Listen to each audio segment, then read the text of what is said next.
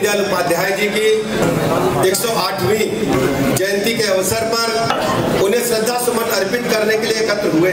हम उत्तर प्रदेश के 25 करोड़ लोगों की तरफ से अपनी बात रखने से पहले एकात्म मानववाद के प्रणेता, आधुनिक भारत के जनक पंडित दीनदयाल उपाध्याय जी के चरणों में नमन करते हैं, श्रद्धा सुमन अर्पित करते हैं। आज सबसे बड़ी खुशी की बात है, हमारे बीच में बहुत ही जाने माने अर्थशास्त्री, राज्यसभा के सांसद रहे, भारत सरकार में कई उच्च पदों पर आसीन रहे, वित्त सचिव रहे, वरिष्ठ IAS अधिकारी, वर्तमान में 15वें वित्त आयोग के अध्यक्ष आदरणीय NK सिंह हमारे बीच में है। हम आप सबसे अनुरोध करते हैं उनके करतल ध्वनि से स्वागत करने का कष्ट करें। दूसरे हमारे बीच में इंडियन न्यूज़पेपर सोसाइटी के अध्यक्ष, देश के जाने माने पत्रकार, जिनकी लेखन शैली ने पूरे भारत को एक नई दिशा देने का काम किया है, ऐसे बहुत ही वरिष्ठ पत्रकार आदरणीय राकेश शर्मा जी हमारे बीच में है। मैं आप सबसे अनुरोध करता हूं करतल ध्वनि से स्वागत करने का कष्ट करें। चूंकि पूर्णतया ये शैक्षणिक कार्यक्रम है, 2 सब्जेक्ट आपके बीच में है। विश्व पटल पर आर्थिक महाशक्ति के रूप में उभरता भारत, परम आदरणीय NK सिंह जी इस पर अपने विचार व्यक्त करेंगे। दूसरा सब्जेक्ट है विकसित भारत @ विजन 2047। इसमें आदरणीय राकेश शर्मा जी अपने विचार व्यक्त करेंगे। मैं बताना चाहता हूं अपने मंच से दोनों वरिष्ठ जनों को, शहर के बहुत ही नामचीन जो चुनिंदा साथी है आपके समक्ष बैठे हैं, इसमें पद्मश्री है, इसमें सभी जो हमारे समाचार पत्र हैं उनके एडिटर्स हैं, वरिष्ठ संवाददाता हैं, इलेक्ट्रॉनिक मीडिया के एडिटर्स हैं, संवाददाता हैं, एडवोकेट्स हैं, चार्टर्ड अकाउंटेंट्स हैं, आर्किटेक्ट्स हैं, व्यापार संगठनों से जुड़े प्रतिनिधि हैं, वरिष्ठ साहित्यकार हैं। हम कह सकते हैं कि लखनऊ की क्रीम आपके सामने है। मैं आप सबका भी हृदय से, जो सामने बैठे हमारे भाई बहने, हृदय से स्वागत करता हूं, अभिनंदन करता हूं।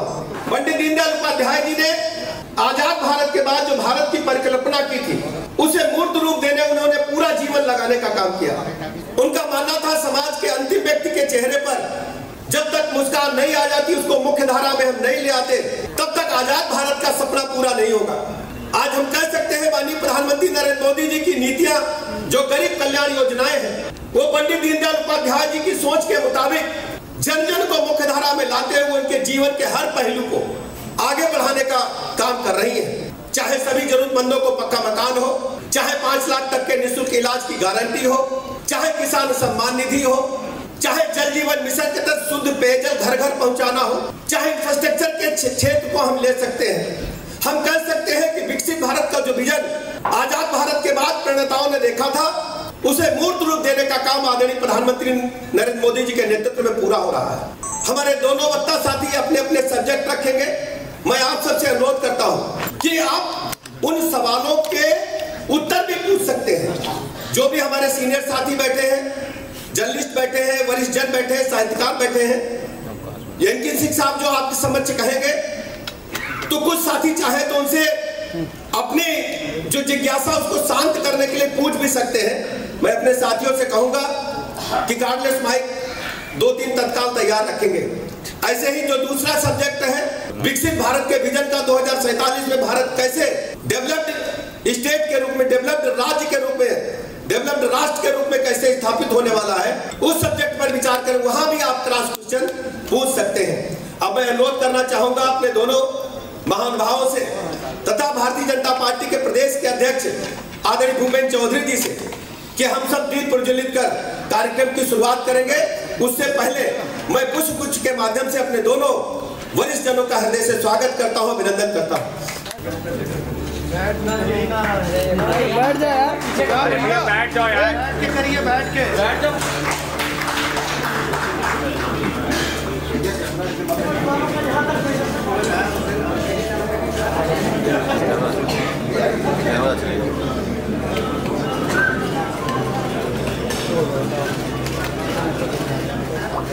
अरे हट जा भाई।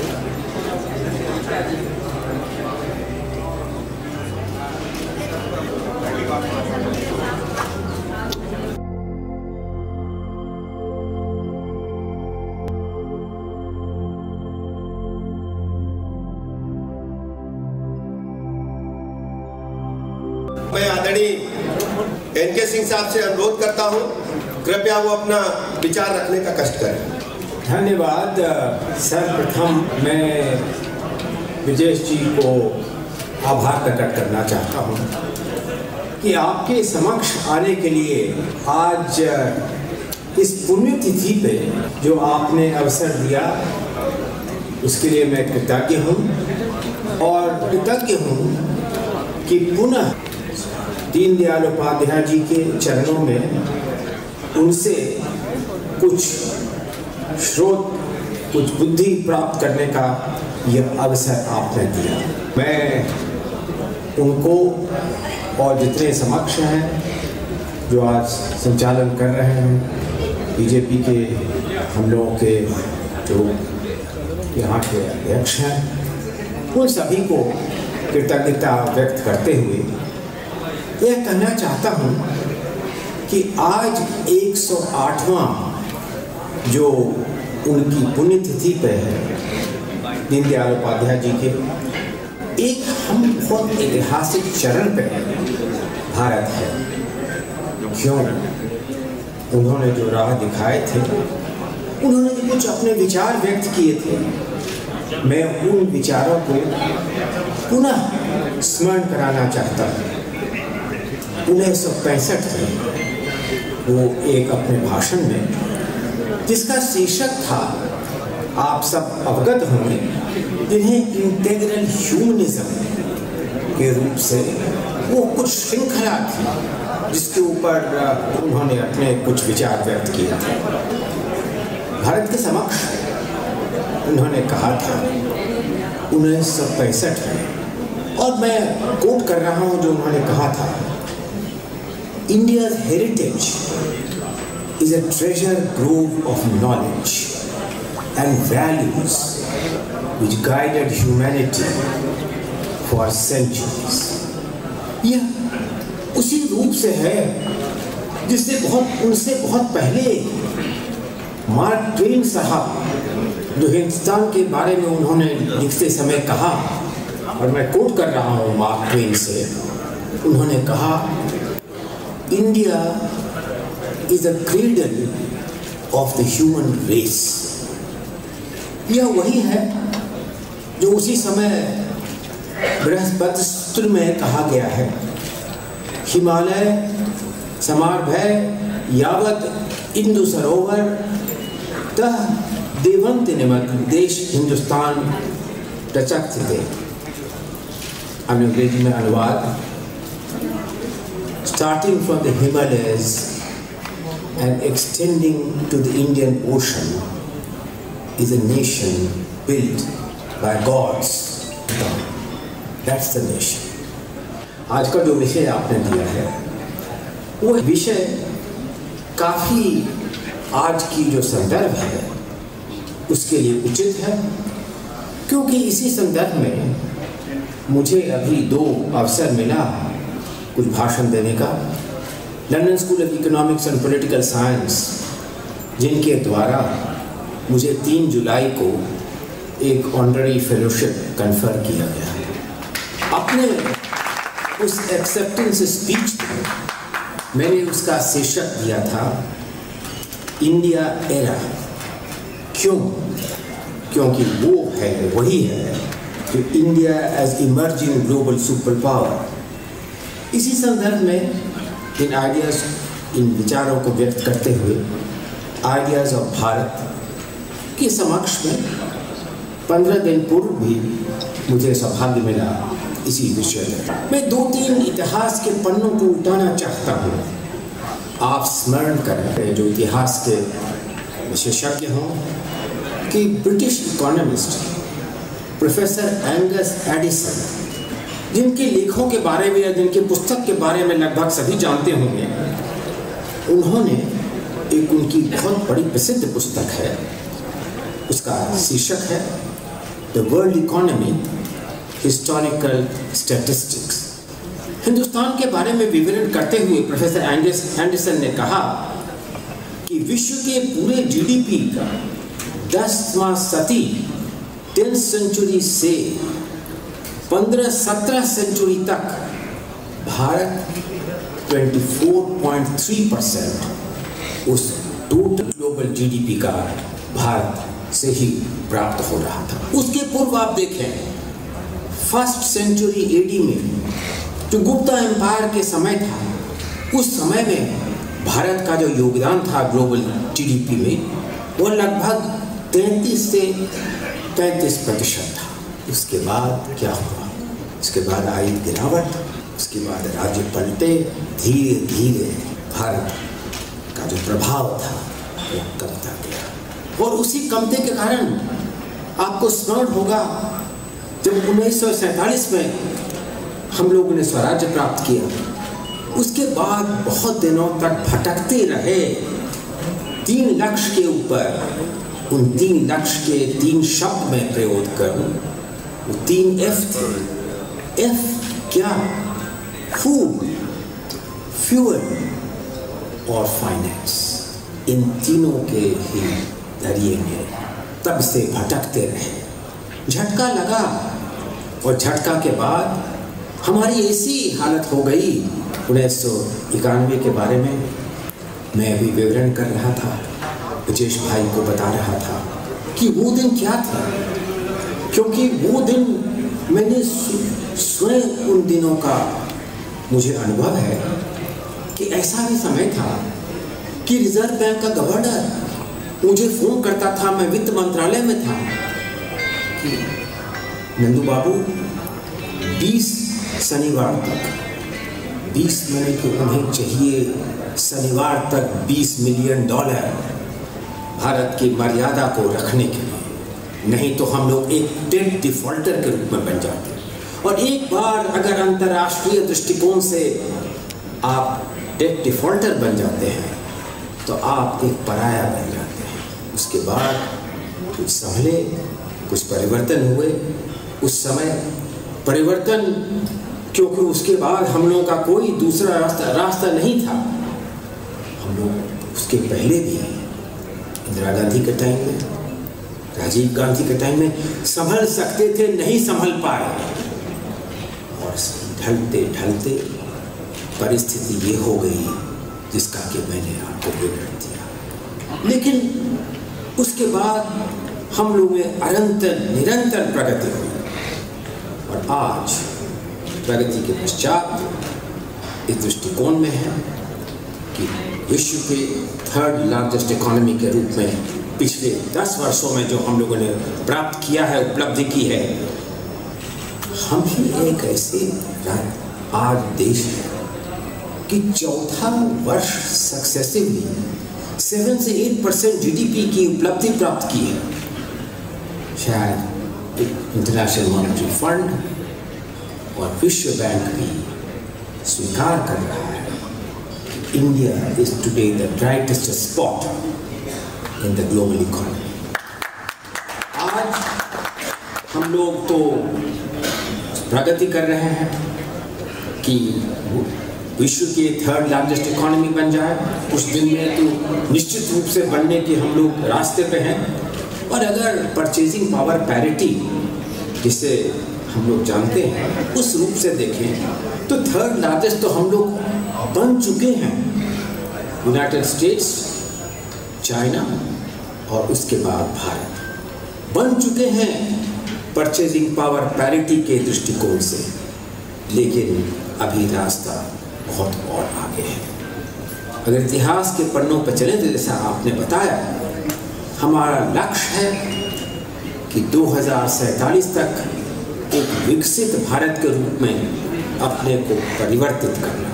और जब हम विकसित भारत के रूप में हम अपने को परिवर्तित कर लेंगे तो विषय के दृष्टिकोण से हमें एक सिस्टम्स लीडर, एक ऐसा राज्य जो इन जटिल समस्याओं के उलझन में नहीं पड़ते, अपने को एक आज की जो परिस्थिति है उसमें पर्यावरण और अन्य दृष्टिकोण से भी अपने को विकसित भारत के रूप में 2047 तक लक्ष्य को मान करके हम लोग आगे बढ़ते हैं। लेकिन ये लक्ष्य की पूर्ति के लिए क्या क्या आवश्यक कदम है? सर्वप्रथम जैसा मैंने कहा कि 7 से 8% 4 वर्षों तक निरंतर हमने प्रगति की है।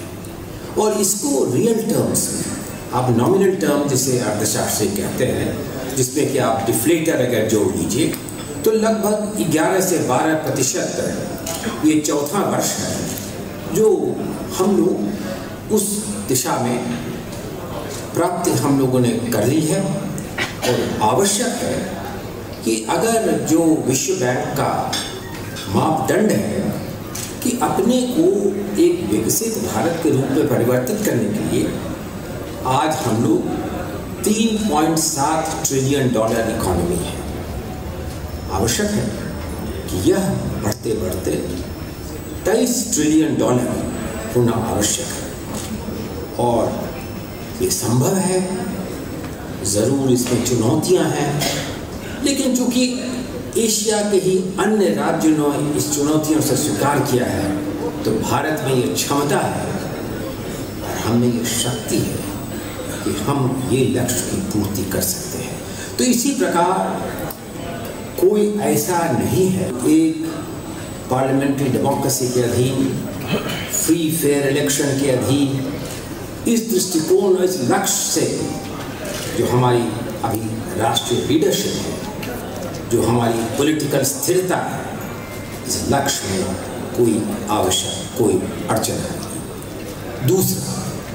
दूसरा ये बहुत महत्वपूर्ण है, विश्व बैंक के अधीन जो हमारी, जिसे लोग ग्रामीण पॉवर्टी कहते हैं, वो घट करके 2.5% है, अर्बन पॉवर्टी 1% है। और हम लोगों ने पिछले 10 साल में 250 मिलियन लोग ऐसे हैं जिनको हमने अपनी क्षमता से, जो गरीबी की रेखा है, उसके ऊपर ले गए हैं। यह कोई मामूली चीज़ नहीं है।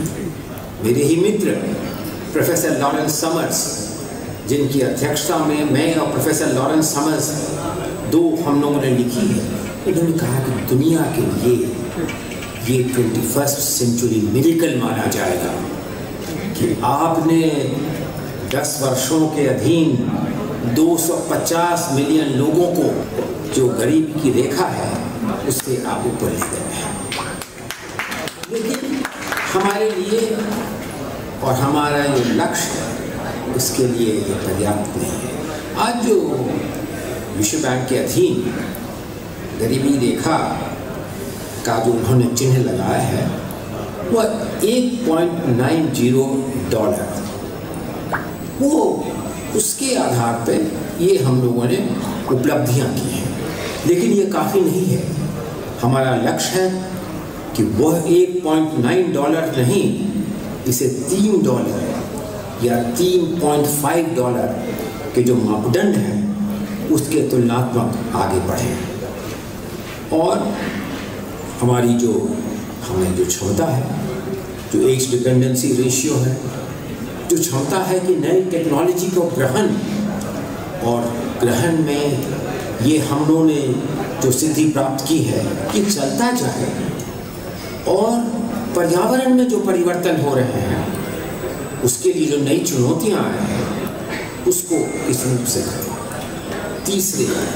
तीसरा जो चुनौती है, ये सब उपलब्ध करने के लिए यह आवश्यक है कि जो वर्तमान हम लोग की, जिसे लोग फिस्कल रिस्पॉन्सिबिलिटी कहते हैं, मुझे सौभाग्य प्राप्त हुआ कि प्रधानमंत्री जी नरेंद्र मोदी जी ने मुझे 15वें वित्त आयोग की अध्यक्षता के पूर्व जो उन्होंने मुझे उत्तरदायित्व दिया था कि एक फिस्कल रिस्पॉन्सिबिलिटी मैनेजमेंट कमेटी का मैं अध्यक्षता करूँ।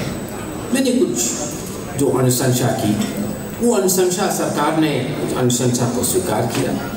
तो उसके अधीन जो हमने जो पार्लियामेंट के समक्ष जो हम लोगों की रिपोर्ट गई थी, पार्लियामेंट में ने भी उसे स्वीकार किया कि डेट टू जीडीपी के ऊपर आगे और उपलब्धियां हैं, उसको ग्रहण करने के लिए आवश्यक है कि यह 60% के ही नीचे रहे।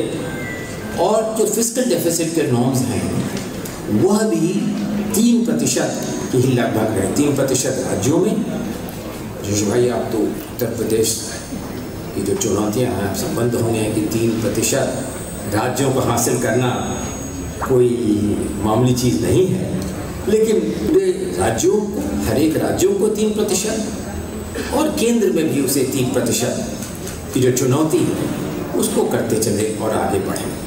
चौथा चुनौती जो है, जो लगभग वही है जो माननीय दीनदयाल उपाध्याय जी ने कहा था, मेक इन इंडिया, जो आत्मनिर्भर भारत का लक्ष्य है, वह लक्ष्य की पूर्ति केवल वो पूर्ति कठिन है, क्योंकि आत्मनिर्भर भारत उस पर भी केंद्रित होगा कि क्या हम लोग जो पर्यावरण से नई चुनौतियां आई हैं, जिसे लोग एक लो कार्बन इकोनॉमी के दृष्टिकोण से जानते हैं, उसके लिए जो आवश्यक क्षमता है और उसके लिए जो आवश्यक राशि है उसको किस रूप से उपलब्ध करें। तो यह जानते हुए और ग्लोबल सप्लाई चेन में जो नई चुनौतियां हैं उसको किस रूप से, अभी पेंडेमिक आई, पेंडेमिक ने कई इतिहास और पेंडेमिक बहुत कुछ बता के गई। पेंडेमिक ये भी बता के गई कि आपका भूल है कि आप अपनी ग्लोबल सप्लाई चेन और मार्केट में अंधविश्वास क्यों कर रहे हैं। चुनौतियां ऐसी आई, ब्रजेश भाई आपको स्मरण होगा कि जिस समय हमारी ड्रग्स की इंडस्ट्री थी और जिसे लोग API के रूप से जानते हैं, ऑक्सिलियरी फार्मास्यूटिकल इंग्रेडिएंट, हम लोगों की फैक्ट्री हम लोगों ने बंद कर दी, चाइना के ऊपर हम लोग निर्भर हो गए। समय यह भी आया पेंडेमिक के समय कि शायद अगर चाइना से ये उपलब्ध नहीं हो सके तो क्या जो पेंडेमिक से लड़ने के लिए आवश्यक दवाइयां हैं उसे बना सकेंगे कि नहीं।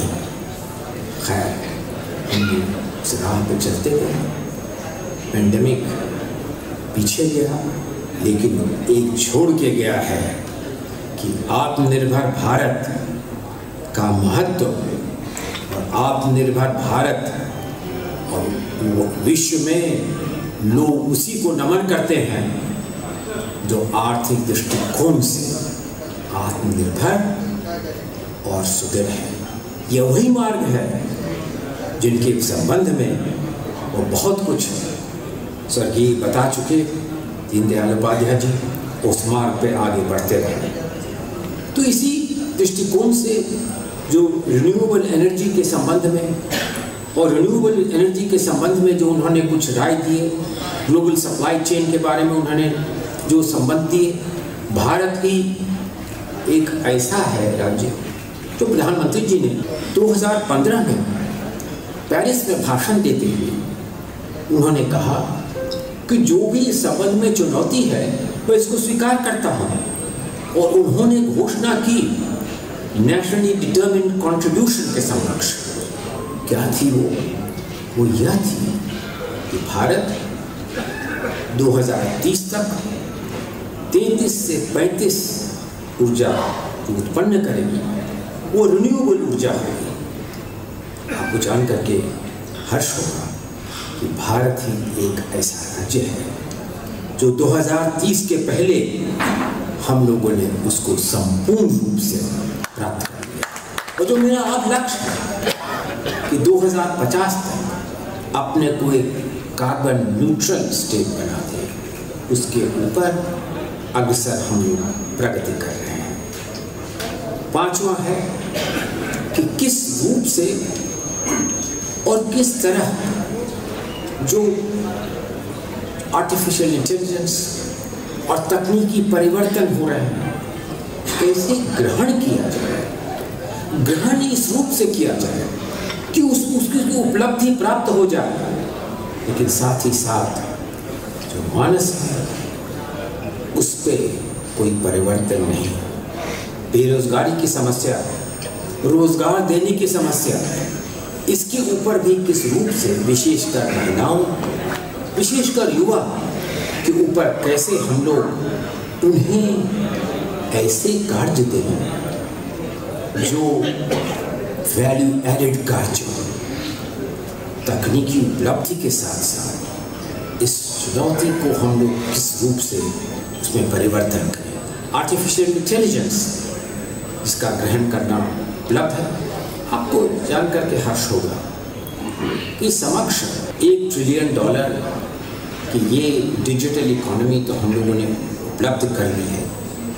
ब्लॉकचेन और आर्टिफिशियल इंटेलिजेंस को ग्रहण कर लिया है, जिसका कि विभिन्न रूप से प्रयोग होगा कृषि के क्षेत्र में, मैन्युफैक्चरिंग के क्षेत्र में और अन्य क्षेत्रों में जो अपने कृषि कर रहे हैं उसमें अगर आर्टिफिशियल इंटेलिजेंस का प्रयोग करें तो उनकी उपलब्धि और प्रोडक्टिविटी बहुत रूप से बढ़ सकती है। और इसी दृष्टिकोण से आप देखें तो कुछ देखते हुए ही आज ग्लोबल कैपेबिलिटी सेंटर, जिसे एक बहुत बड़ा लक्षण लोग मानते हैं टेक्नोलॉजी के दृष्टिकोण से, 1600 ग्लोबल कैपेबिलिटी सेंटर भारत में सक्षम है, काम कर रहे हैं। आगे आने वाले देशों में इसकी और भी प्रगति होगी। यह खेल का एक शुरुआत है। उन्होंने न्यूयॉर्क में कहा the future of the global economy. उस संबंध में जो भारत की तकनीकी क्षमता है उसके संदर्भ में उन्होंने कई रास्ते बताए हैं। मेरे जानते हम लोगों की चुनौती होगी कि किस रूप से नई तकनीकों को ग्रहण कर सके, लेकिन लाइफ की जो क्वालिटी है और जो ह्यूमन क्वालिटी है इसके लिए आवश्यक है कि जो मानसिकता है मानसिकता रहे। लोग इसे कहते हैं विश्व का एक सबसे बड़ा चुनौती। मेरे ही जो मित्र हैं लैरी समर्स, जिसके बारे में मैंने आपको भी बताया, जब मैं अप्रैल के महीने में वॉशिंगटन में एक लेक्चर दे रहा था तो हास्यप्रद रूप से मैंने प्रोफेसर लैरी समर्स से पूछा कि आप जो जेन एआई है, जो सबसे प्रमुख आर्टिफिशियल इंटेलिजेंस का भी विश्व में कंपनी है, आप उसके बोर्ड पे हैं, तो लैरी आप ये बताएं हमें कि आपको कुछ अद्भुत आपको अनुभव हुआ? उन्होंने कुछ ऐसा बताया कि आर्टिफिशियल इंटेलिजेंस क्या कर सकती है, एक उदाहरण तो दें। तो हंसते हुए उन्होंने कहा कि जो ऑल्टमैन साहब हैं जो कंपनी चलाते हैं वो उन्होंने हमसे पूछा कि कुछ एक आपको एक अनुभव दें। तो लैरी ने उन्हें कहा हाँ दीजिए। कहते ही उसी कुछ क्षणों में एक गाड़ी लग गई सामने, दरवाज़ा खुल गया, आवाज़ आई लैरी गेट इन। मैं वहाँ बैठ गया, देखा कोई नहीं है, गाड़ी चल पड़ी, बड़ी रफ्तार से गाड़ी चल पड़ी। हर एक क्षण मेरे ये लग रहे थे कि इतने रफ्तार से गाड़ी चल रही है और कभी भी एक एक्सीडेंट हो सकता है। कुछ नहीं हुआ, होटल पहुँच गए, वही आवाज़ आई, दरवाजे खुल गए। उन्होंने कहा Larry thank you very much, कोई दरबान नहीं। उस आवाज़ ने पूछा आपको अपना कमरा का चाबी है? मैंने कहा हाँ। गुड बाय लैरी, मैं आ गया। तो मैंने उनसे पूछा अब ड्राइवर क्या करेंगे, अब दरबान कहाँ जाएंगे, अब रिसेप्शनिस्ट कहाँ जाएगा? ये तो आपका तजुर्बा हो, लेकिन आप विश्व के दृष्टिकोण से देखें यह एक बहुत बड़ी चुनौती है। यद्यपि आप देखें कि जो मेरा अनुभव है वो अचंभित अनुभव रहा, लेकिन जो मानसिकता है और जो ये दूराभास है कि क्या ऐसे दिन आ सकते हैं कि कोई टेक्नोलॉजी ह्यूमन माइंड को रिप्लेस कर दे, हमारे ब्रेन की कोई क्षमता नहीं रहे, तो यह एक चुनौती हमारे समक्ष है। इन चुनौतियों के बावजूद भी आज विश्व विभाजित है। जो हमारी संदर्भ थी सेकेंड वर्ल्ड वॉर के पश्चात, वो टुकड़े टुकड़े हो गए हैं। जिस विश्वास पर हम चल पड़े थे उस विश्वास में बहुत बड़ा परिवर्तन आया। जहाँ भी आप देखें युद्ध का माहौल, एशिया में, मिडिल ईस्ट में, यूरोप में, जहाँ भी आप देखें जियो पॉलिटिक्स और जियो इकोनॉमिक्स का टकराव रोज चल रहा है। इसके संदर्भ में हिंदुस्तान, भारत की उत्तरदायित्व बदल गई। सेकेंड वर्ल्ड वॉर के समक्ष जो सूत्रधार थे और जिस सूत्रधार के आधार पर कठपुतलियां नाच रही थी, पुतलियां एक या दो थी, आज सब जगह कठपुतली हैं। विश्व को जरूरत है कई सूत्रधारों की, और भारत एक सूत्रधार है। महाभारत में आप स्मरण करें, महाभारत में कि एक सारथी की आवश्यकता है। आज जो विश्व में परिवर्तन हो गया है, भारत अपनी क्षमता से, भारत जिसकी लीडरशिप के ऊपर विश्व को विश्वास है, एक ग्लोबल साउथ का एक वॉइस बन चुका है। भारत एक सारथी के रूप में उभरा है। इसके लिए सारथी और सूत्रधार दोनों हैं। इसी संदर्भ में आज का जो शीर्षक आपने रखा है वो उसी रास्ते पे है, उन्हीं सपनों पे है जो पंडित दीनदयाल उपाध्याय जी का सपना था, जो उनके राह थे। तो इन शब्दों के साथ समाप्त करूं कि भारत एक इमर्जिंग सुपर पावर है जिसे वेलफेयर सिटीजन्स के लिए लाभ में है, उसी राह पर हम लोग चल रहे हैं। इसीलिए मैंने अपने एक्सेप्टेंस भाषण का शीर्षक दिया था, आज के दृष्टिकोण से मैं देखूँ इंडिया एरा, आगे आने वाले सदियों में लोग इसे कहेंगे the emergence of the India era. धन्यवाद। सामने बैठे अपने बुद्धिजीवी वर्ग के साथियों से कहता हूं कि आपका कोई सवाल हो तो आप पूछ सकते हैं। नवलकांत सिन्हा जी माइक उपलब्ध कराएं। नवल सिन्हा जी को माइक उपलब्ध कराएं। आय बढ़ाना भारत के लिए बहुत बड़ी चुनौती है। इसमें आर्टिफिशियल इंटेलिजेंस सहयोग करेगा कि एक चुनौती पेश करेगा? सहयोग और चुनौती का समन्वय आवश्यक है। पर चुनौती नहीं रहेगी तो लक्ष्य की अगर उपलब्धि हो गई आसानी से तो वो चुनौती नहीं है। लेकिन let me tell you that all over the world is a continuing challenge. The challenge of raising your bar of expectations, the challenge of realizing the challenge of finding a symmetry between monetary and fiscal policy, overall macroeconomic framework, while remaining relevant to the new international standards. Sir एक छोटा सा सवाल है। जब हम लोग school days में थे, 80 के दशक में पढ़ते थे कि एक निबंध लिखिए, भारत एक अमीर देश है जहाँ के निवासी निर्धन है। और 90 के दशक में हम लोगों से ये निबंध लिखने को कहा जाता था कि देश की आर्थिक व्यवस्था में अमीर और अमीर हो रहे हैं, गरीब और गरीब हो रहे हैं। हम ये जानना चाहते हैं कि ये पिछले 25 वर्षों से 99 से जब से अटल जी की सरकार रही, देश में एक प्रकार से हर निर्वाचित सरकार ने अपना कार्यकाल पूरा किया है, पॉलिटिकल स्टेबिलिटी रही है।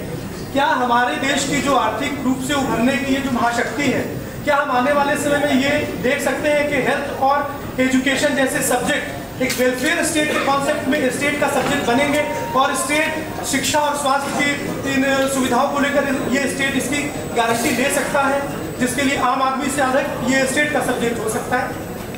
आपका जो प्रश्न है वो बहुत महत्वपूर्ण प्रश्न है।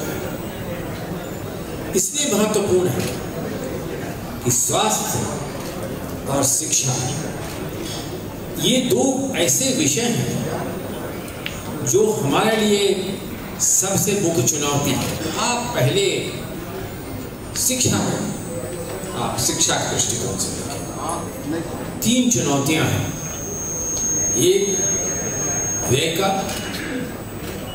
का इसलिए क्योंकि कई अर्थशास्त्री लिख गए कि आपको 6% GDP का जो है वो शिक्षा के इस पर जाना चाहिए।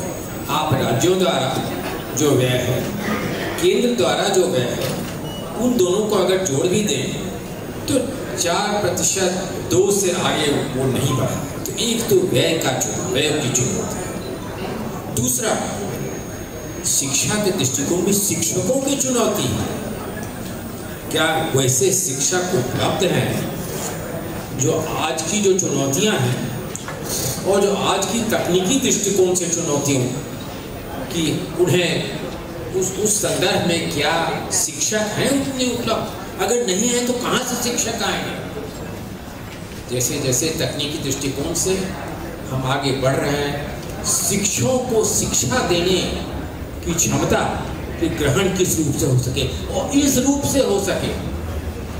आगे आने वाले दिनों में एक बहुत बड़ा चुनौती ये होगा कि एक विद्या प्राप्त करने से आगे वाले दिनों जो शताब्द हों वो काफ़ी नहीं, पर्याप्त नहीं होंगे। उन्हें चाहिए क्षमता, changing adaptation, changing pedagogy, changing skills.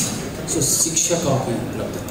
तीसरी चुनौती ये है कि प्राप्त भी हो गया, व्यय भी हो गया, उस व्यय का मूल्यांकन। व्यय का मूल्यांकन बहुत आवश्यक है। तो शिक्षा के दृष्टिकोण से जो आपने कहा, उसमें केंद्र और राज्य दोनों की ये चुनौती है और दोनों को मिलजुल करके आगे काम करना होगा। स्वास्थ्य के दृष्टिकोण से मेरा विश्वास है कि जो 3rd tier है, जैसे पंचायत राज, म्यूनिसिपैलिटीज, अर्बन लोकल बॉडीज, आप देखें मूल्यांकन किया था पेंडेमिक के समय।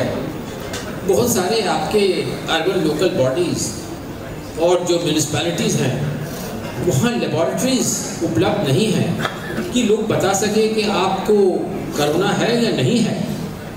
तो 3rd tier को स्ट्रेंथन करने की बहुत ही आवश्यकता है। जो सरकार से व्यय है, उस व्यय में वृद्धि लाने की आवश्यकता है। मेरा यह विश्वास है कि ये सरकार की जिम्मेवारी है। केवल निजी क्षेत्र के ऊपर निर्भर करना पर्याप्त नहीं होता। निजी क्षेत्र का बहुत बड़ा योगदान हो सकता है, लेकिन मुख्य संपूर्ण उत्तरदायित्व केंद्र और राज्यों का है। Wonderful presentation, a very balanced one, extremely helpful in understanding the macro picture today. I'm also an economist myself. I wanted to ask 3 things, very quick. One is can development ever be sustainable? We talk about development being sustainable. Is that an oxymoron? Right? Because the NGT, to what extent is it able to? So that's one question. Secondly, just a curiosity that if we did put the poverty line at $3 or $3.50, what proportion of our population would be quote-unquote poor by that definition? Just a curiosity. And the third, really the most important question in my mind, because I'm also an educationist, is the one that you touched on briefly. The fact that generative AI is changing the world so rapidly, going towards this sort of robots and AI doing the things that human beings are doing now. It's a huge challenge for jobs, employment के लिए और jobs के लिए बहुत बड़ा challenge है। तो इसके लिए जो शिक्षा में परिवर्तन आना है, उसके लिए जो है हम लोगों को क्या करना चाहिए? आपने प्रश्न रेज किए हैं, लेकिन कुछ आंसर्स भी आप बताएं, क्योंकि आप एक ऐसे स्तर पे काम कर रहे हैं जहाँ पर आपको आंसर के बारे में भी सोचना है। Because I run a school, I have some ideas, but I'd love to know your views about it. You know, since you are a professional economist, and I'm delighted that a professional economist is speaking out, some of the answers are embedded in your questions themselves. That let me begin with the issue of sustainability, which was your first question. Well, you know, United Nations has Sustainable Development Goals. The meaning of Sustainable Development Goals will replace the Millennium Development Goals, which out of the 10 parameters on the Sustainable Development Goals, India is one of those countries which has achieved 8 out of those 10 parameters in the Sustainable Development Goals. They are being changed now in a revised context, the context of the adequacy of finance, for managing an orderly transition to an era of renewable fuel. They pose complex problems themselves. They pose the sort of problems. Let me give you a ballpark figure. You know, I was part of the United Nations Committee on the climate goals, and so I was at the COP28 when I was there in Dubai. I'm now going for the COP29. I'm beginning work on it. Do you know how much money it needs every year? $5 trillion a year.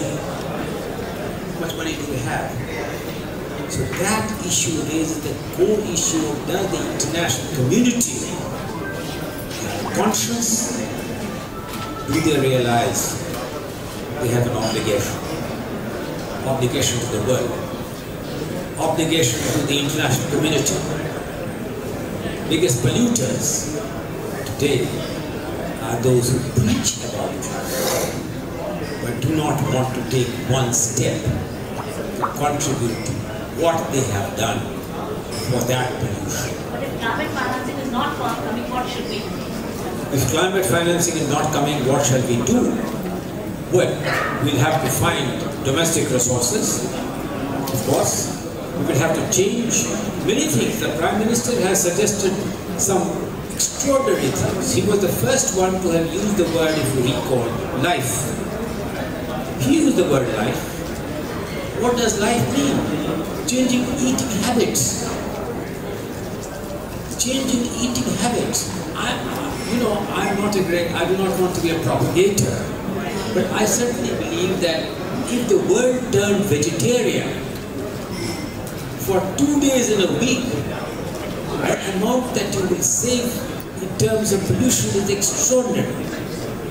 He has used the word life Prime Minister's words on life is a very meaningful, potent one. I'll give you a little hint on sustainability. Second question, of course, on raising the bar on poverty.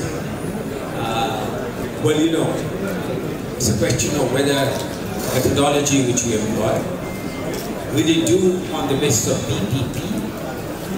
If you do it on the basis of purchasing power parity, the numbers would be less daunting than if you do it otherwise. But I do believe that multi-poverty dimensional index is more meaningful than a limited definition of poverty in terms of extreme poverty. That is why I advocated that the 1.90, we need to move the bar. That's also a challenge for myself.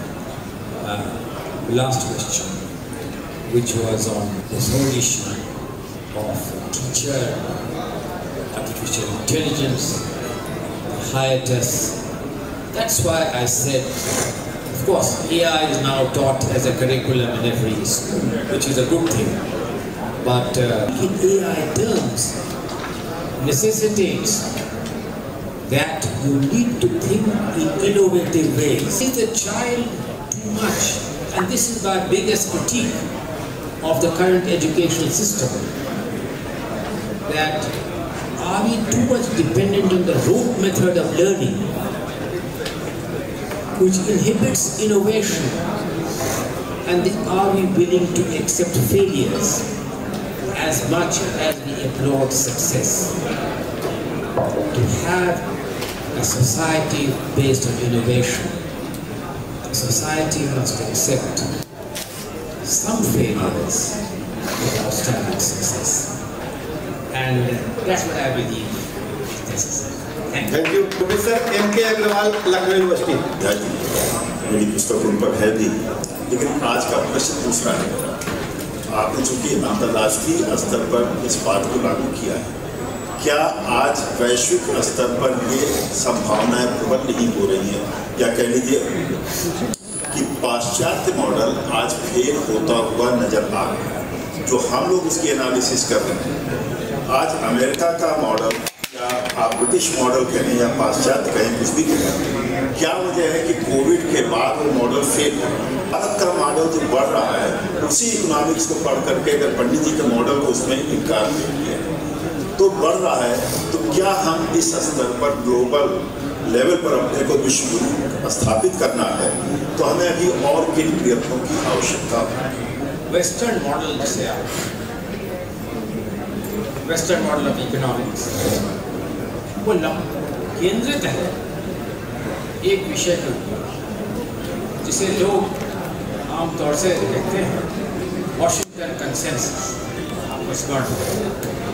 Washington consensus के रूप में प्रचलित, वह भी केंद्रित है कि विश्व की जो अंतर्राष्ट्रीय संस्थाएं हैं, जैसे world bank, international monetary fund, उनकी जो संस्थाएं हैं, उनकी जो पावर स्ट्रक्चर है वो लंबित है जो पोस्ट वर्ल्ड वॉर इकोनॉमिक्स की पावर स्ट्रक्चर थी। उस पावर स्ट्रक्चर में बहुत बड़ा परिवर्तन किया।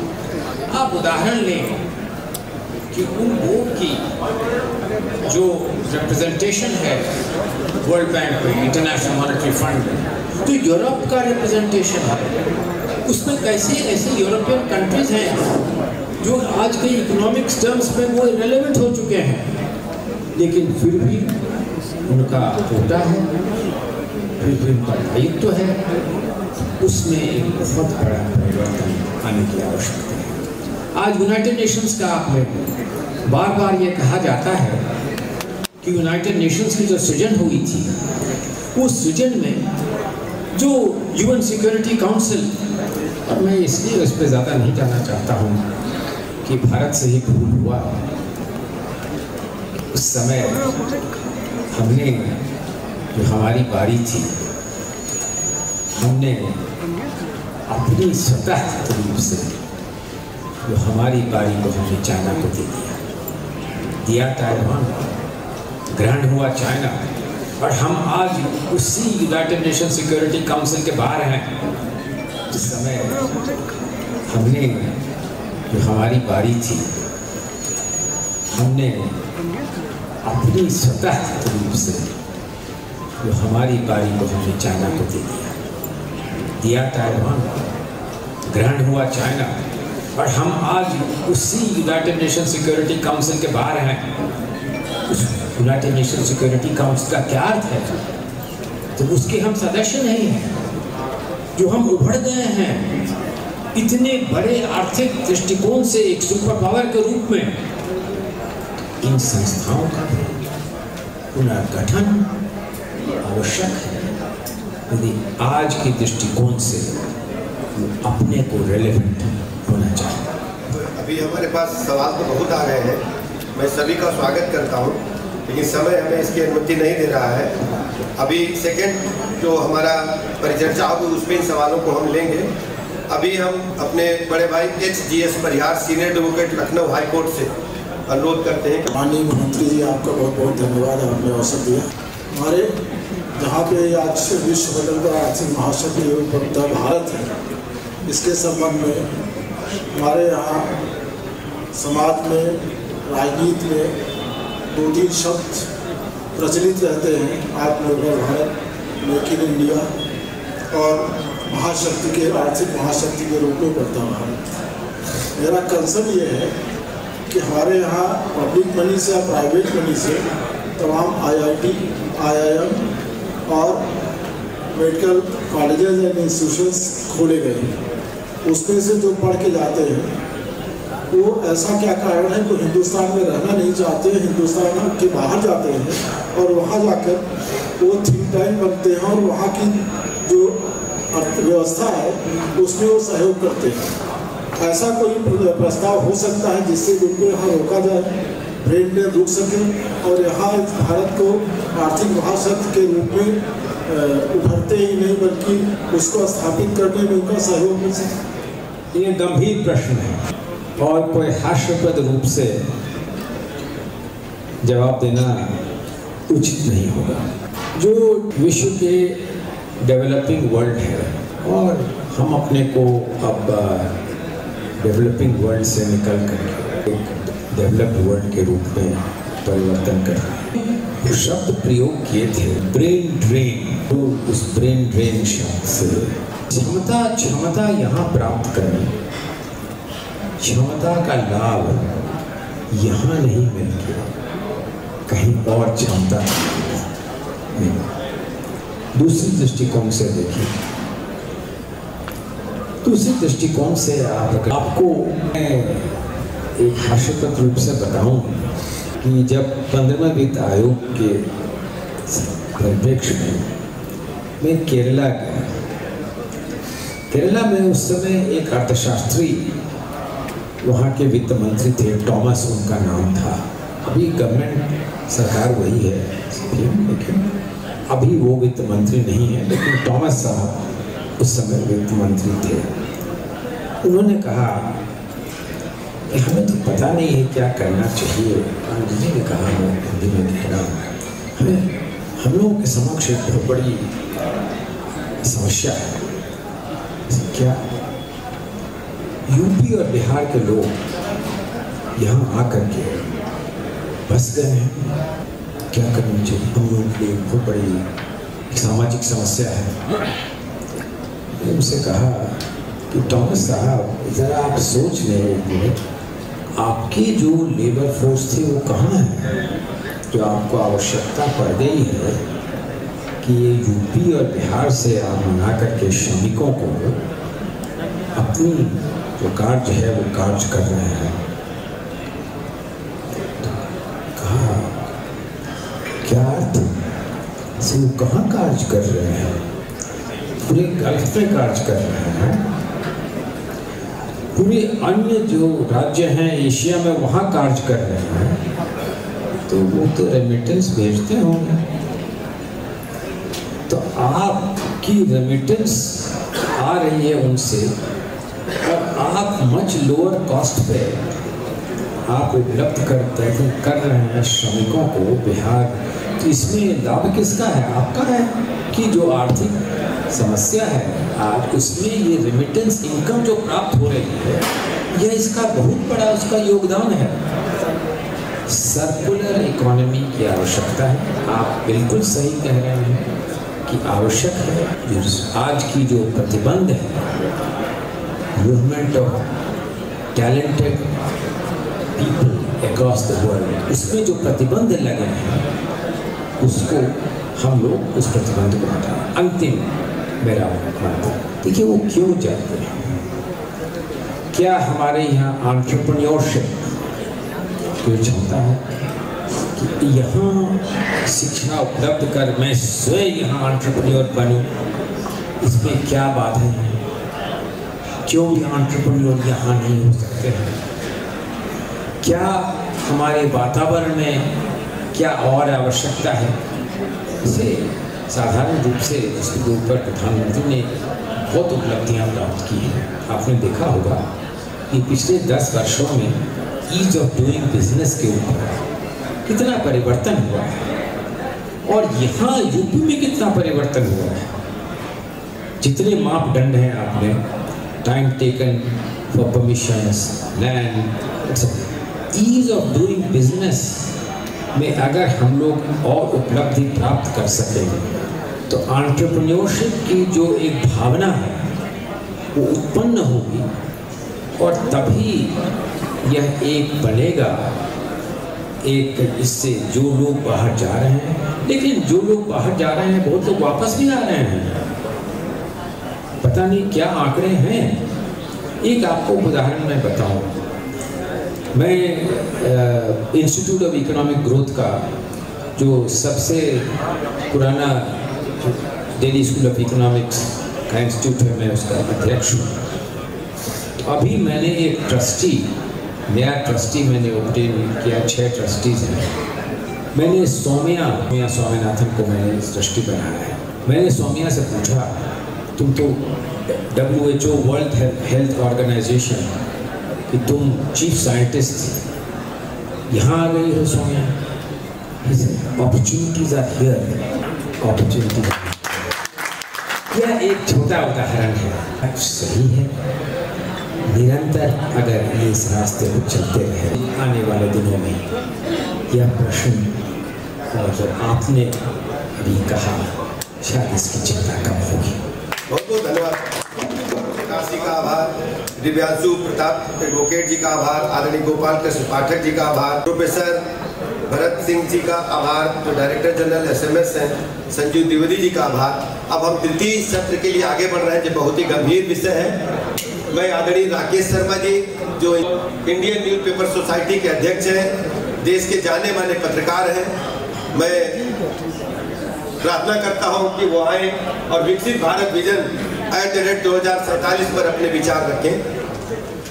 आदरणीय श्री NK सिंह जी, प्रिय पाठक जी, सभागार में उपस्थित सभी प्रबुद्ध समृद्ध जन, सबको मेरा प्रणाम। आज का दिन हमारे लिए विशेष है। क्षमा के साथ सबसे अनुरोध करूंगा कि आज हमारे समक्ष देश के सर्वश्रेष्ठ इकोनॉमिस्ट, भारत के फाइनेंस सेक्रेटरी रह चुके, फाइनेंस कमीशन के अध्यक्ष रह चुके, उनका एक एक शब्द इतना महत्वपूर्ण था जो कि आपके जीवन में, आपके राज्य के जीवन में, आपके देश के जीवन में परिवर्तन ला चुका है। लेकिन मुझे लग रहा है कि कुछ लोग अपनी वार्ता में व्यस्त थे, तो ये मौका छूट। अनुरोध रहेगा, आज यहाँ से जो दीनदयाल उपाध्याय जी के 108वें जन्मोत्सव पर जो चर्चा हो रही है, वो मेरे देश के लिए बहुत बहुत महत्वपूर्ण है। बाकी चर्चा तो चलती रहेंगी। अभी भी कुछ आवाज़ें आ रही हैं, उनसे अनुरोध करूँगा यदि वो ध्यान दें। क्षमा चाहूँगा, मैं लोगों से अनुरोध कर रहा हूँ, लेकिन it's very essential that we listen to the speakers what they are saying is very important for the growth of my nation. We are talking of the developed nation. Pandit ji का जीवन हम सभी के लिए प्रेरणा स्रोत है। उन्होंने अंत्योदय का सिद्धांत दिया, जिसका अर्थ है समाज के सबसे निचले पायदान पर खड़े व्यक्ति का उत्थान। विचार आज हमारे बीच में भी एक विचार तैयार है।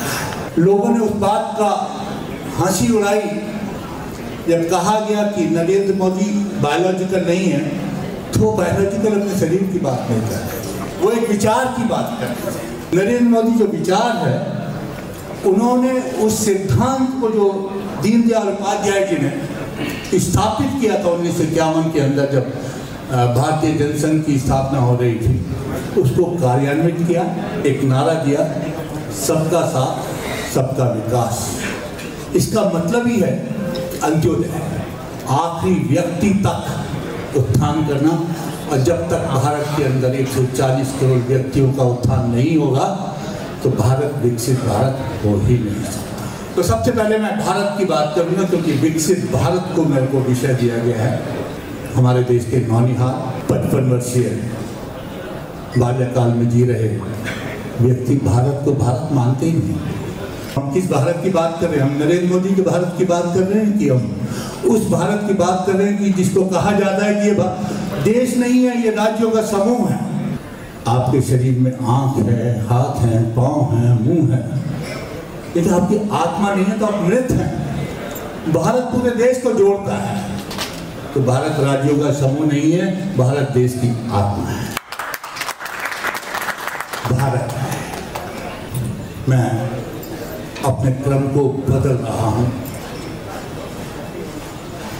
मेरे बड़े भाई NK सिंह ने कुछ बातें कही, उन बातों को रेखांकित करते हुए मैं कुछ बातें आपसे साझा करूंगा। उन्होंने सबसे पहले कहा कि देश के अंदर राजनीतिक स्थिरता की बहुत आवश्यकता है। विकसित भारत को बनाने के लिए राजनीतिक स्थिरता की बहुत आवश्यकता। वो क्या है? सोचिए जरा, बड़े ध्यान से सोचिए सब बातों को जो मैं आपसे साझा करने वाला। अभी हाल में चुनाव संपन्न है, शांति हो, देश में स्थिरता हो। इन कुछ अंतर्राष्ट्रीय ताकतें, कुछ उनके कंड्यूट जो भारत में बैठे हैं, देश को अस्थिर करने में, देश को विभाजित करने में। आप निश्चिंत रहें, देश फिर भी विकसित होगा। ये 22 स्टेशनों पे सिलेंडर गैस के रख के या रॉड रख के या लकड़ियां रख के भारत की ग्रोथ की ट्रेन गिरने वाली नहीं है, अनवरत चलेगी, मेरा पूर्ण विश्वास है। क्योंकि अधिकतर लोग देश के अंदर देश की तरक्की चाहते हैं। चुनिंदा लोग सत्ता के मोह के अंदर कुछ भी कर देना चाहते हैं, वो सिर्फ सत्ता का मोह है। हाँ, हमारे प्रधानमंत्री विकास की बात करते हैं, अंतर्राष्ट्रीय मंच पे जाके विकास की बात करते हैं। अभी भी अमेरिका के अंदर जाकर आए तो एक पॉजिटिव वातावरण बनाया। एनके सिंह जी ने भी अभी कुछ मिनट पहले यहाँ पे पॉजिटिव वातावरण बनाया, जब उन्होंने कहा कि 25 करोड़ लोग गरीबी रेखा से बाहर आ गए। साधारण बात नहीं है, 25 करोड़ लोग रेखा से बाहर। उन्होंने जलवायु की बात करी, उन्होंने देश की अर्थव्यवस्था की बात करी, उन्होंने जीडीपी की बात करी, सारी पॉजिटिव बात करी। दूसरी तरफ कहा जाता है भारत में अपने धर्म को पालन करने की इजाजत नहीं है, यहाँ पगड़ी नहीं पहन सकते। मैंने सरदार जी को भी देखा, 2 बैठे। आपको कोई पगड़ी पहनने से रोकता है? हाथ खड़ा करके बताइए। भारत में कोई आपको पगड़ी पहनने से रोकता है, कड़ा पहनने से रोकता है, तो क्यों ये प्रचार हो रहा है? भारत के अंदर वैमनस्यता फैलाने के लिए, देश को तोड़ने के लिए, देश की अर्थव्यवस्था को तोड़ने के लिए, देश को विकास के मार्ग से भटकाने के लिए मत करो ऐसा मत करो। देश सबका है, देश सर्वप्रथम है, राष्ट्र प्रथम की भावना से हम काम, ना मैं लेफ्ट हूँ ना मैं राइट हूँ। मैं राइट हूँ सिर्फ दूसरे आग के लिए, राष्ट्रवाद के लिए। राष्ट्र मेरा सब कुछ है। यदि मेरा राष्ट्र नहीं है तो कौन से विकसित भारत की बात कर रहे हैं? क्यों राष्ट्र को तोड़ने की बात हम करते हैं? क्यों हम वहां से विदेशों से जाकर कहते हैं कि हमारी मदद करो, हमारा लोकतंत्र खतरे में, उसका फायदा उठाते हैं। मैं कुछ आपको उदाहरण दूंगा इसका। पहले मैं राष्ट्रीय उदाहरण देता हूँ। लोगों ने जम्मू कश्मीर कांग्रेस का मैनिफेस्टो से देखा है, कितने लोग उत्तर प्रदेश में है तो देश का सबसे बड़ा राज्य, 25 करोड़ की जनसंख्या है, लेकिन कोई एक राष्ट्रीय पार्टी जम्मू कश्मीर में जाके कहे कि हम आर्टिकल 370 को खत्म कर देंगे, वो उस पार्टी के साथ समझौता कर ले जो कहती है कि पाकिस्तान से बात करो, जिसके फारूक अब्दुल्ला ने कहा था कि 370 को वापस लाने के लिए चीन हमारी मदद करे, जिन्होंने कहा है जो आतंकवादी थे हम उनको पुनः रोजगार देंगे, पाकिस्तान से बात करने की बात कर रहे हैं, वो अपना झंडा दोबारा से स्थापित करने की बात कर रहे हैं। देश के अंदर दूसरे भाग में जाते हैं तो दूसरी बात करते हैं। ये मैं इस संदर्भ में कह रहा हूँ कि विकसित भारत के रास्ते में ये सब रोड़ा बनने वाले हैं। मैंने कहा था मैं क्रम बदल रहा हूँ, विकसित भारत की तो बातें करूँगा कि क्या हमने विकसित भारत के लिए क्या किया है, लेकिन जो उस रेल की दौड़ की द्रुत गति से दौड़ती हुई ट्रेन, उनका मैनिफेस्टो कह रहा है कि CAA को भी हटा देंगे। उनका मैनिफेस्टो कह रहा है कि हम कन्वर्जन लॉ को भी हटा देंगे, धर्मांतरण होने दो। उनका लॉ कह रहा है कि हम नई पॉलिसी, एजुकेशन पॉलिसी जो है उसको भी हटा देंगे, हम NSA को भी हटा देंगे, हम डेथ पेनल्टी को भी खत्म कर देंगे, और क्वाड के अंदर जो भारत है, अमेरिका, जापान, ऑस्ट्रेलिया और भारत, हम क्वाड की सदस्यता भी छोड़ देंगे। आप देखिए जरा उसको। ये भी कहा कि हम अपने न्यूक्लियर वेपन को भी नष्ट कर देंगे। वाह। और नेशनल कॉन्फ्रेंस तो जो देश के विभाजन की बातें कर रहे हैं उनसे समझौता करके वो दशानंद ने कौन से संदेश दिए देश को, वो सबके सामने है। इस चुनाव के अंदर क्या क्या देखा? सारी विदेशी शक्तियां जो भारत को कमजोर करना चाहती थी, एक होकर लगातार डीप स्टेट के जरिए हमारे चुनाव को प्रभावित करने का प्रयास कर रहे थे। अभी गए थे जो बाइडेन से बात करी, कूटनीति बातें, डिप्लोमेसी की बातें हैं, लेकिन पीछे से क्या कर रहे हैं? कितने लाख करोड़ डॉलर भारत के अंदर इन्वेस्ट किए गए कि मोदी जी हार जाए। जॉर्ज सोरोस ने क्या किया? हेनरी लेस फाउंडेशन जो है उन्होंने क्या किया? उन्होंने कास्ट सेंसस का नारा दिया था, वहां से यूरोप से बैठ कर उसको इन्होंने अपने इनकॉर्पोरेट किया मैनिफेस्टो के अंदर। उमर अब्दुल्ला से जब चुनाव डिक्लेयर हो गए, अमेरिकन डिप्लोमेट क्यों जाते हैं? ओवैसी से क्यों अमेरिकन डिप्लोमेट जाते हैं? बांग्लादेश में क्या हुआ?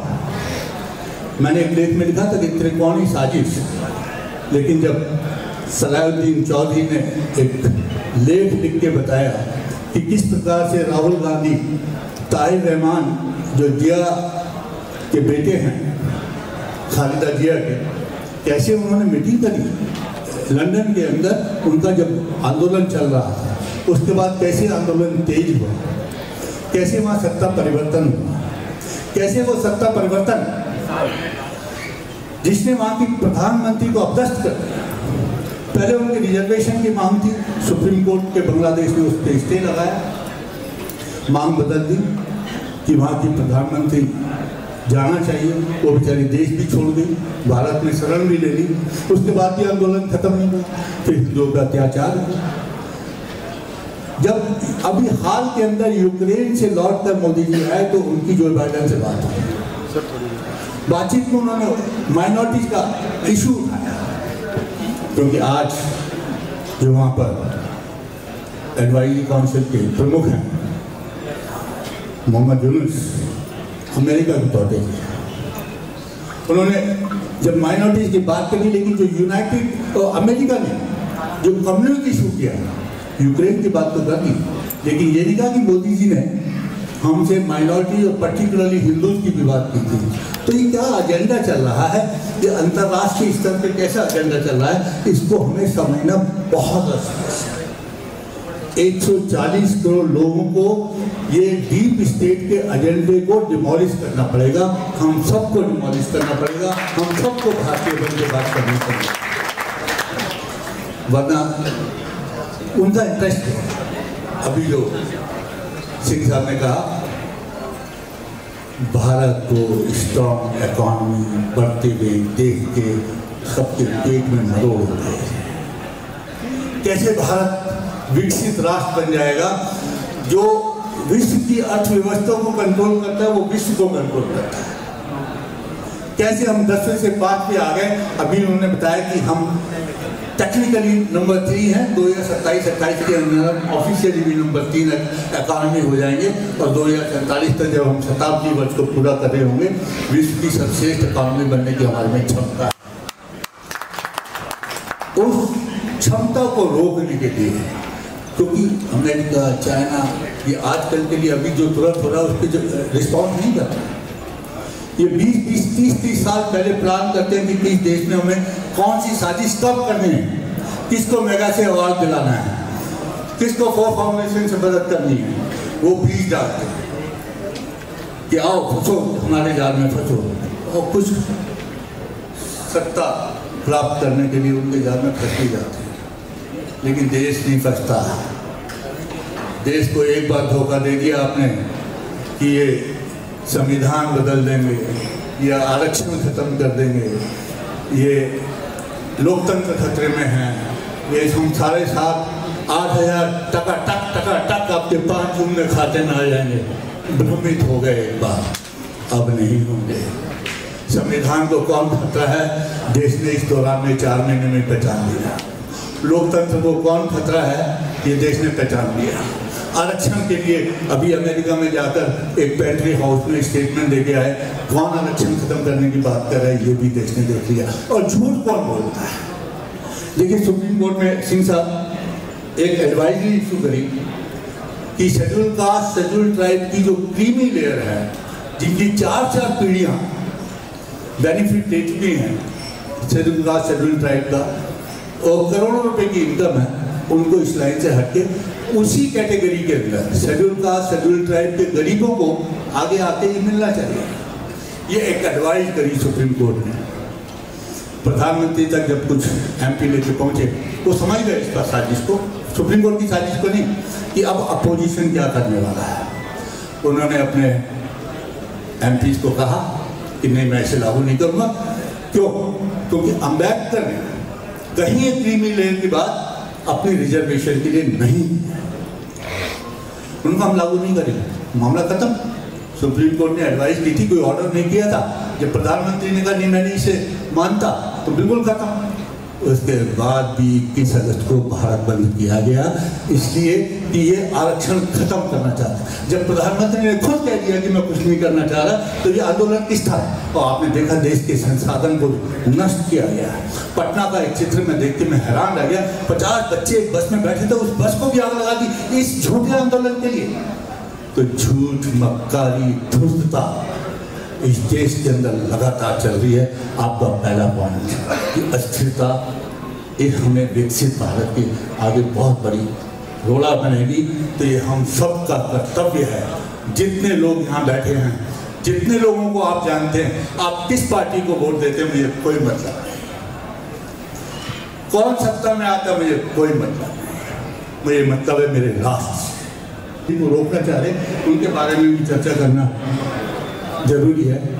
मैं अपने देश को प्रेम करता हूँ, राष्ट्र प्रथम की भावना से बात कर रहा हूँ। राष्ट्र सत्ता में आया है, मेरा देश प्रथम बनना चाहिए, मेरे देश को तरक्की करनी चाहिए, मेरा देश की उन्नति होनी चाहिए, मेरा देश विकसित राष्ट्र बनना चाहिए, जिसका फायदा अंतोगत्वा सबको मिले। अब आप बेरोजगारी की भी बात की थी। भारत में रोजगार योग्य लोग 97 करोड़ हैं। 970 million people are employable in this country. Only 200 million people are employed in this country as of now.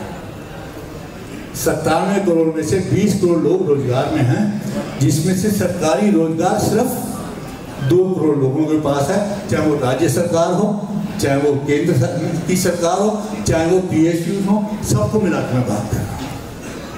बेरोजगारी बेरोजगारी बेरोजगारी की चारों तरफ हर वक्त शोर मचाया जा रहा है। कितने रोजगार सरकार दे देगी दोस्तों? 2 करोड़ की जगह 4 करोड़, 6 करोड़, बाकी कहाँ? जो नारा देश के अंदर है, मेड इन इंडिया, आत्मनिर्भर Bharat, that is the only answer. जब विकसित भारत बनेगा सबको रोजगार मिलेगा।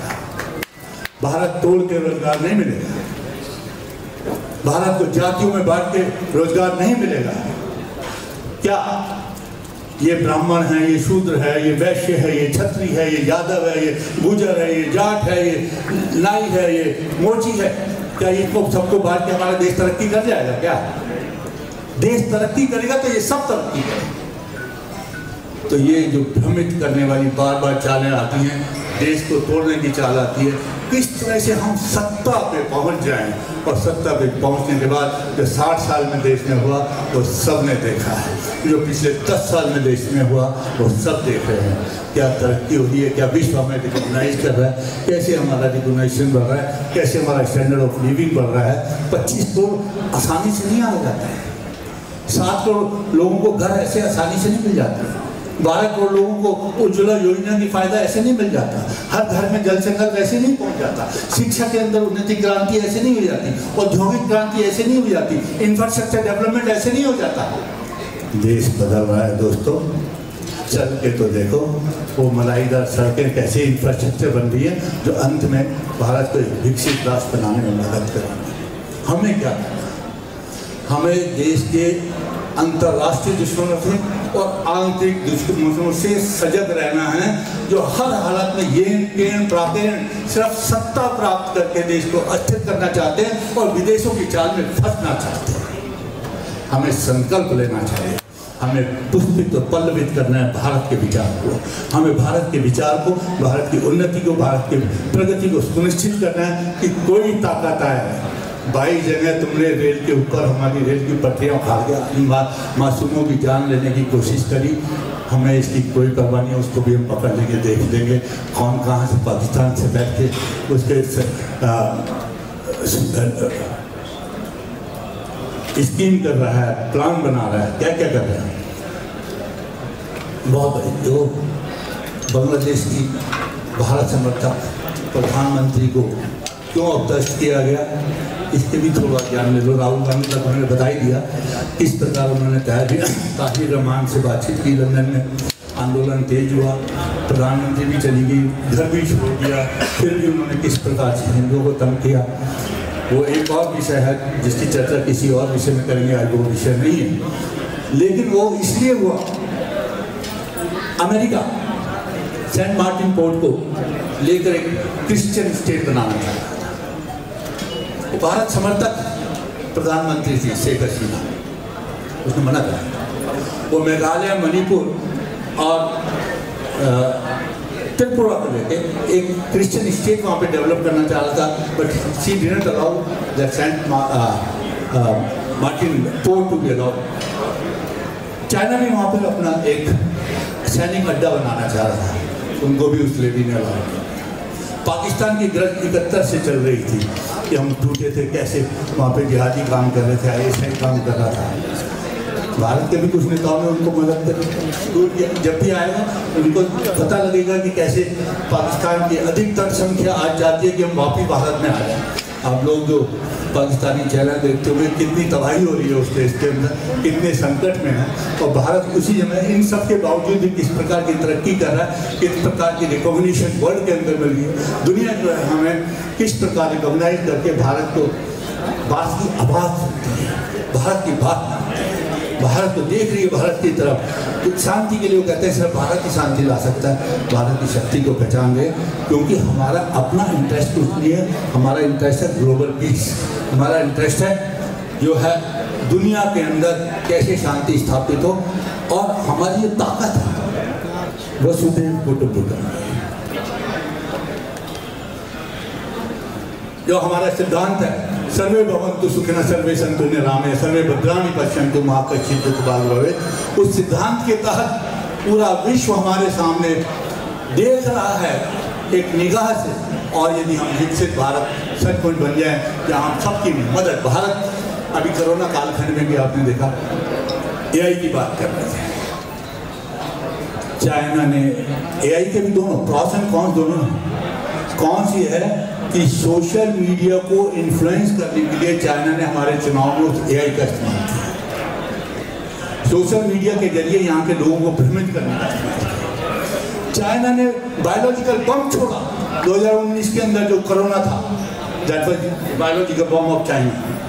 दुनिया की ताकत नहीं है, हिम्मत नहीं हो रही कि वहाँ की जो इंक्वायरी चल रही थी उसको इंक्वायरी करके लाखों लोग मार दिए थे विश्व के अंदर। विश्व की अर्थव्यवस्था आज तक नहीं सुधरी, इकोनॉमिक स्लोडाउन आज तक चल रहा है, बेरोजगारी आज तक चल रही है, इंडस्ट्री फेल हो गई इस दौरान के अंदर। कैसी कैसी साजिशें हो रही हैं। तो दोस्तों, इन साजिशों से हमें बहुत सतर्क रहना है, देखना है कि मेरे को देश को अपने को कैसे बचाना है। जो 7 सस्टेनेबल डेवलपमेंट गोल्स विश्व के यूनाइटेड नेशंस ने बनाए हैं, उन 17 सस्टेनेबल गोल्स को यदि भारत ने अपनाया है और सबसे ज़्यादा उस पर काम हो रहा है, तो उससे ही भारत एक विकसित राष्ट्र बनेगा। आपसे मीन्स आप भारत की आत्मा यहाँ बैठी है, बहुत प्रबुद्ध वर्ग यहाँ बैठा है, बहुत समृद्ध वर्ग यहाँ बैठा है, जो समझदार लोग यहाँ बैठे हैं। आप राजनीतिक चिंतन से, राजनीतिक आइडियोलॉजी से परे होकर भारत के बारे में जिस दिन सोचेंगे उस दिन भारत जो है विकसित राष्ट्र के मार्ग पे कोई रोक नहीं पाएगा। ये मैं आपको वायदा करता हूं।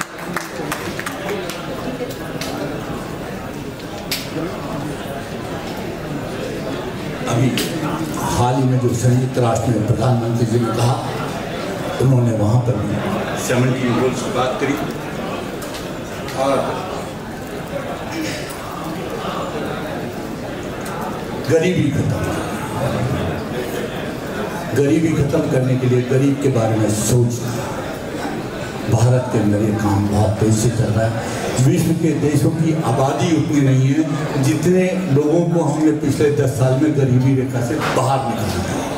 25 करोड़ लोगों को, अमेरिका की टोटल आबादी 31 करोड़, 25 करोड़ लोग तो हम पॉवर्टी लाइन से ऊपर उठा के गए।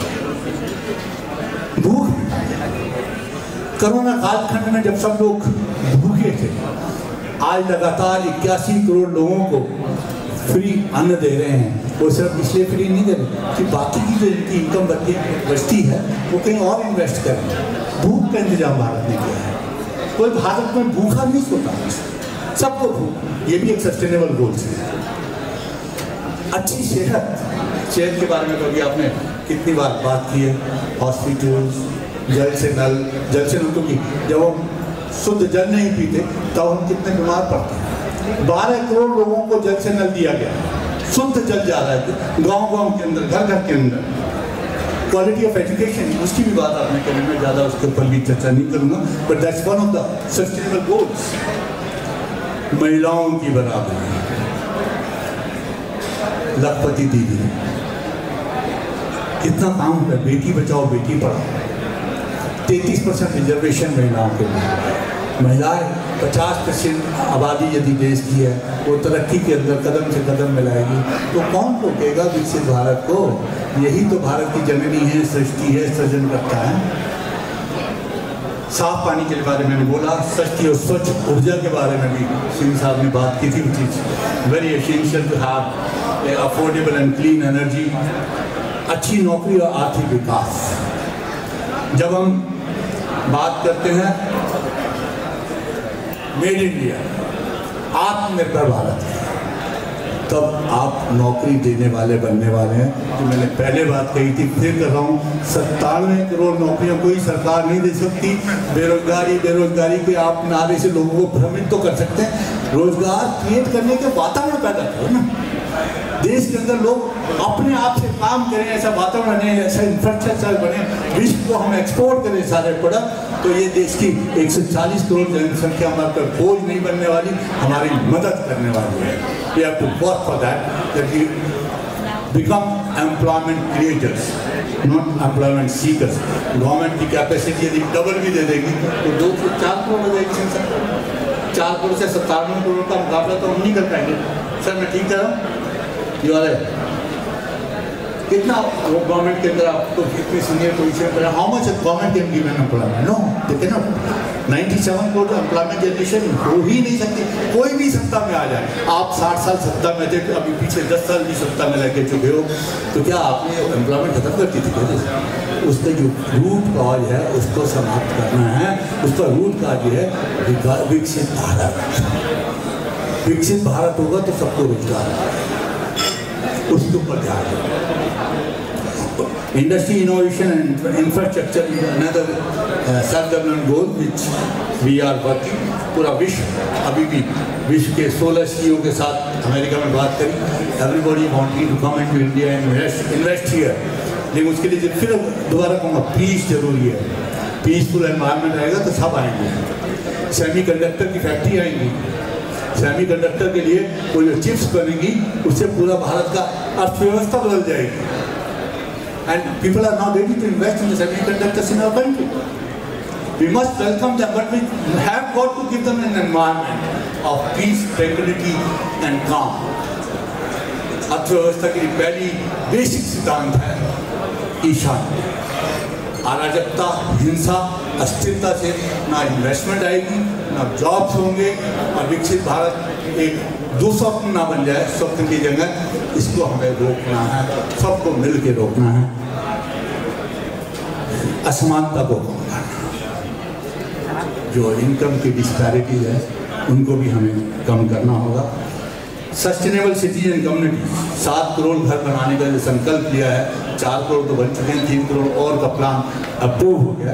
ये बहुत जिम्मेदारी से काम होगा। रिस्पॉन्सिबल कंजम्पशन एंड प्रोडक्शन, संसाधनों का सही इस्तेमाल और कचरे का सही प्रबंधन कर हमें बेहतर भविष्य बनाना। जलवायु परिवर्तन से निपटने के लिए हम सौर ऊर्जा से हरित परियोजना पर काम कर रहे हैं। अभी प्रधानमंत्री जी ने कहा जो 2030 का बोलता हूँ हम अचीव करें। The emission is not happening in my country, emission is happening somewhere else, and they are teaching us the lesson that the developing nations have got to do this. अरे यार हम तो सब कुछ कर रहे हैं, वैसे ही हम ऋषि मुनियों का देश है जो प्रकृति की प्रार्थना करते करते आज तक यहाँ पे पहुँचे हैं, आगे भी पहुँचते रहेंगे। समुद्र संरक्षण, life below the water is very essential for sustaining the economy. Life on land, सरकार पर्यावरण की रक्षा के लिए पेड़ लगाना, जंगलों को संरक्षित करना जैसे कदम उठा रही है। हम चाहते हैं कि हमारी धरती सुरक्षित और हरी भरी रहे। जो वातावरण पर प्रदूषित हो रहा है उसके लिए पेड़ लगाना, धरती को, प्रकृति को संरक्षित करने की बड़ी जिम्मेवारी है। शांति और न्याय, अभी आपने देखा कितने हमारे कानून बदले हैं, they got to piece justice in strong institution, और जस्टिस जो है तुरंत मिले, उसके लिए भी बहुत कार्य इस सरकार कर रही है, जिससे कि हमारे अल्टीमेट गोल को हम अचीव करेंगे। लक्ष्यों के लिए साथ रहे, partnership of for the goal. Bharat वैश्विक मंच पर अपनी भागीदारी को बढ़ा रहा है, अंतर्राष्ट्रीय सहयोग से हम और भी मजबूत हो रहे हैं। दोस्तों, आज एक संकल्प लेने का है। दीनदयाल उपाध्याय जी ने जो स्वप्न देखा था अंत्योदय का, भारत के यशस्वी प्रधानमंत्री जिसको मैं राष्ट्रीय संत भी कहता हूँ, मैं कोई पॉलिटिकल आइडियोलॉजी का नहीं हूँ, मैंने पहले भी कहा कि मैं सिर्फ राष्ट्र के लिए हूँ। मैं आज ये महसूस कर रहा हूँ, मैं भाजपा का कार्यकर्ता भी नहीं, वेट करो सर, आप बना देंगे तो बन जाऊँगा, लेकिन हूँ नहीं आज की तारीख में, कि क्योंकि वो राष्ट्र के लिए सोच रहे हैं, राष्ट्र के लिए हर वक्त जी रहे हैं, हर पल खपा रहे हैं। वो तो वर्ड यूज कर रहे हैं, खपा रहा हूँ, अति से कम में तिगुनी मेहनत से काम कर रहा हूँ। इसके लिए हम सब के लिए 140 करोड़ को, हमारे आने वाली पीढ़ियों के लिए, और बाहर के खतरों को, अंदर के खतरों पे वो झेलते हुए, संयम रखते हुए लगातार विकास और विकसित भारत की ओर अग्रसर हो रहे हैं। अब तो देखिए भावना को संकल्पित होकर उसके पल्लवित कर रहे हैं और भारत को एक समृद्ध राष्ट्र, विकसित राष्ट्र बनाने के लिए अग्रसर हो रहे हैं। इन शब्दों के साथ कि हमें अपने देश के लिए सोचना, अपने राष्ट्र के लिए सोचना, राष्ट्र की प्रगति पे ले जाना, विकसित राष्ट्र के लिए अपना तन मन धन सब न्यौछावर करना, मैं अपने शब्दों को बनाम लूँगा। धन्यवाद। नमस्कार सर, आई थिंक आप ने जो मुहिम शुरू की इट्स वेरी नाइस।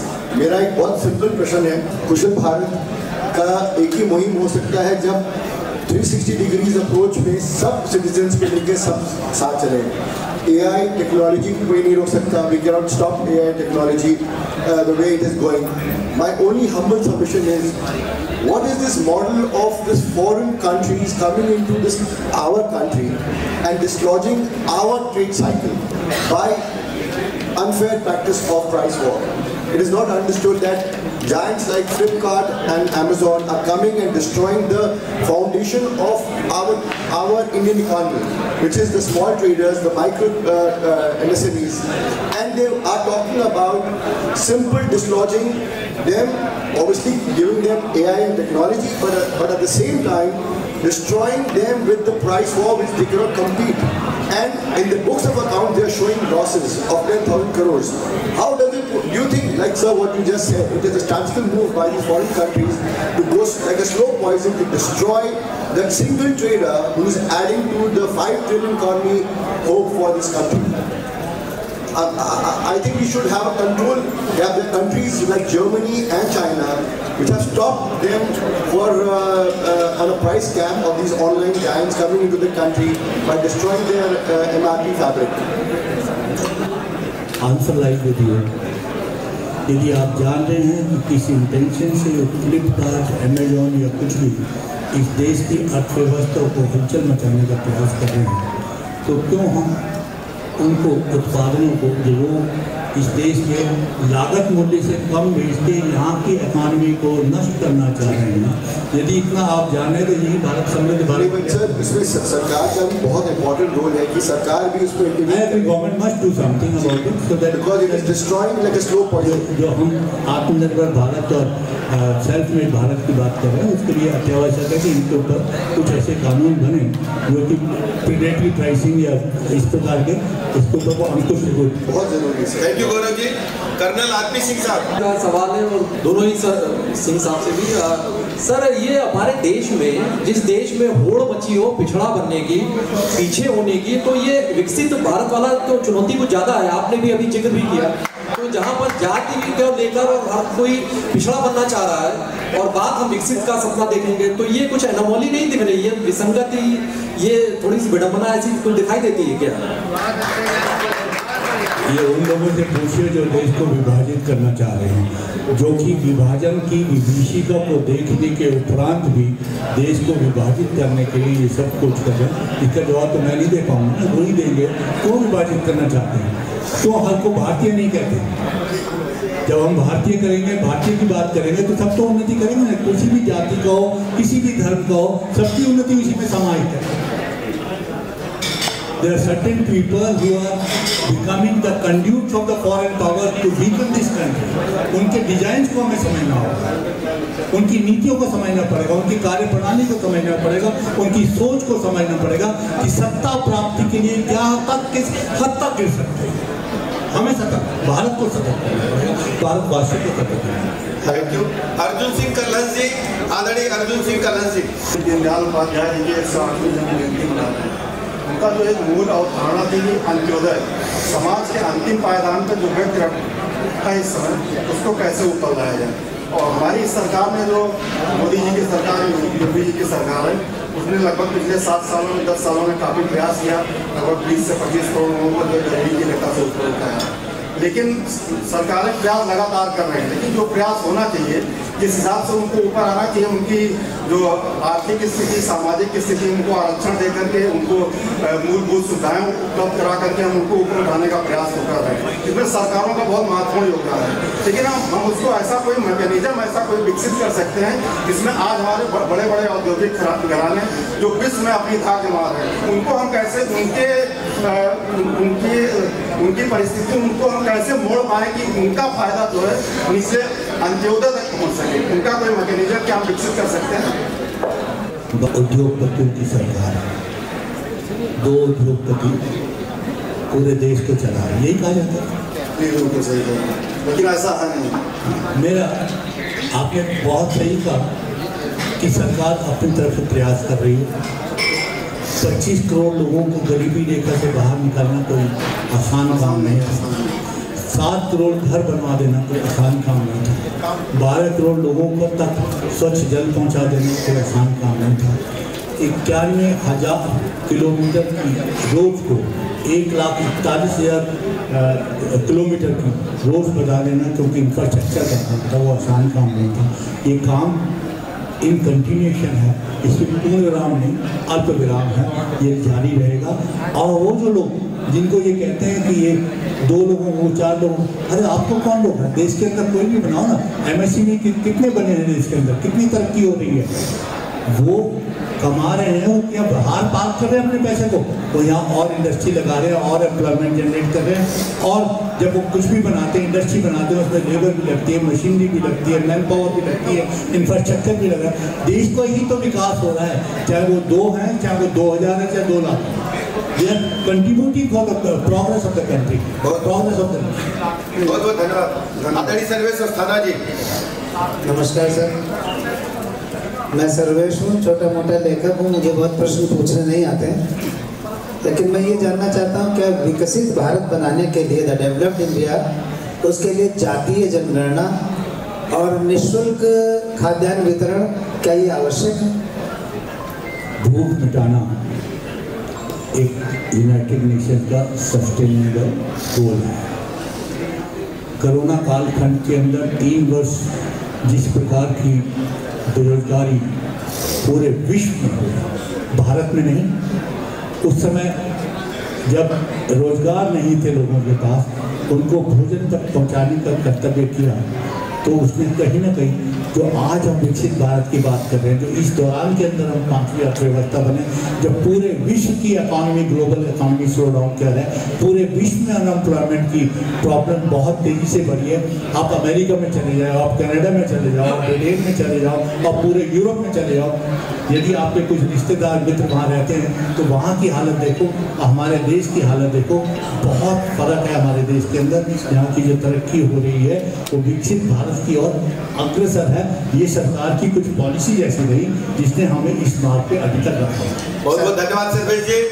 अब हम अनुरोध करेंगे पद्मश्री आदरणीय हमारी अभिभावक विद्याबिंदु सिंह जी से कि मंच पर आकर के हमारे जो मुख्य वक्ता है, देश के दुनिया के जाने माने अर्थशास्त्री हैं, पूर्व सांसद हैं, राज्यसभा के 15वें वित्त आयोग के अध्यक्ष हैं, वित्त सचिव रह चुके हैं, उनको स्मृति चिन्ह प्रदान करके इस संगोष्ठी की स्मृतियों को सजोकर उनके जीवन में रखने के लिए